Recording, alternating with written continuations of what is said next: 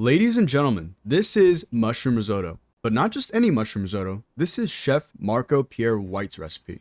You know, this guy. But I'm a home cook now, not a professional cook.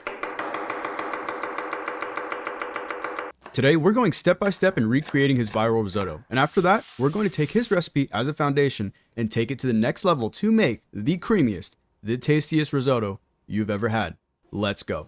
When making risotto, the choice of rice is extremely important. We're looking for a grain with high starch content to get that creamy consistency. The most popular options are arborio and carnaroli, both high starch grains that are often used in risotto. Today, we're using arborio rice, about 160 grams, as prescribed by Marco Pierre White. In addition to our rice, we're going to need about 200 grams of mixed wild mushrooms. What I have here are some trumpet mushrooms, maitake, and oyster mushrooms. These mushrooms just need to be roughly chopped. Chef mentions keeping the mushroom in larger chunks creates texture in the risotto and promotes even frying of the mushrooms.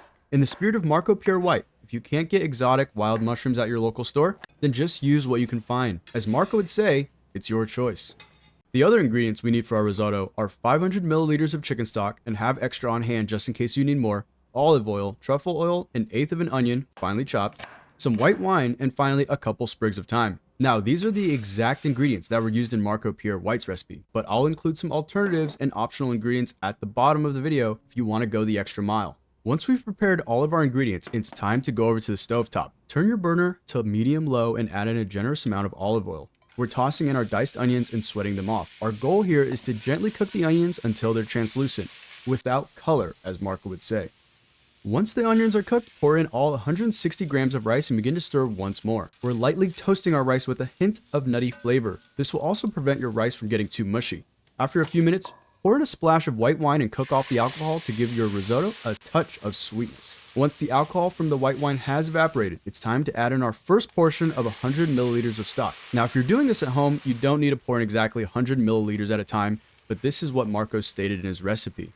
As long as you understand that the rice needs to be submerged by the stock and should never get dry, you'll be able to visually tell when it's time to add more stock. And as a reminder, continue to stir constantly to promote even cooking of each grain of rice and to prevent the stock from boiling. We want the rice to absorb the stock, not evaporate. While the rice is cooking in chicken stock, we're going to start pan frying our mushrooms. In our other saucepan, heat up the pan to medium and add a couple tablespoons of olive oil to the pan and wait for the oil to heat up. Add in your chopped mushrooms and let that cook down while stirring occasionally. And if your pan looks dry at any point, definitely add some more olive oil. After about 5 minutes or so, the mushrooms will have browned nicely and shrunk dramatically.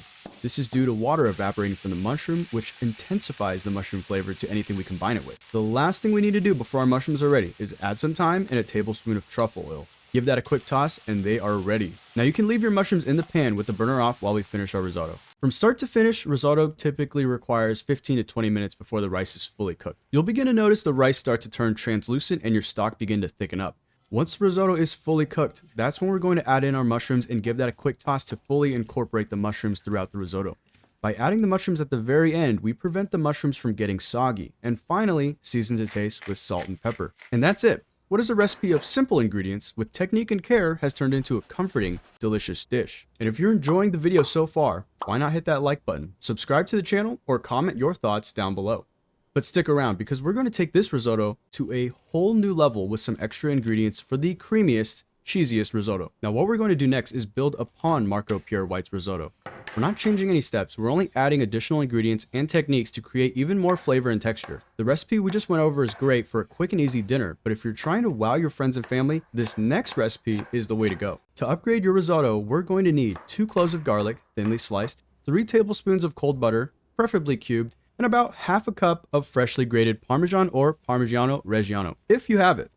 Follow all the previous steps of sweating your onions, toasting the rice, deglazing with white wine, and adding chicken stock, up until you're ready to pan fry your mushrooms. Once we heat up the pan in olive oil, add in your garlic and let that fry in the olive oil to infuse garlic flavor throughout the oil, which will enhance our mushrooms. Once our garlic starts to brown, toss in your mushrooms and fry, adding in the thyme and truffle oil just as we did before. Once again, leave your mushrooms in the pan while the risotto finishes cooking. Once the grains start to enlarge and become translucent, we're turning off the heat, cutting up our butter into cubes and tossing them in along with the grated Parmesan cheese. Now give that a quick stir until the cheese and butter begin to emulsify into the risotto. This dramatically thickens your risotto and starts to envelop a cheesy, nutty flavor from the Parmesan. The last thing we need to do is toss in our mushrooms and give that a quick mix to incorporate mushroom and truffle flavor throughout the risotto. Again, make sure to season with salt and pepper at the end. And this is our upgraded risotto based off of Marco Pierre White's recipe.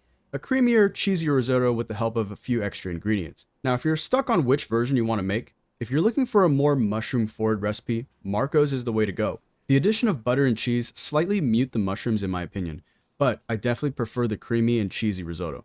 I would be doing Marco a huge disservice if I didn't say that you should not be dictated by these recipes.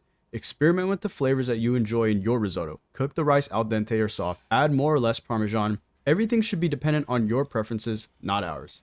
So I hope you enjoyed this video. If you do try out this risotto, let me know down in the comments and tell me what you think. Until my next video, I will see you all next time. Yum.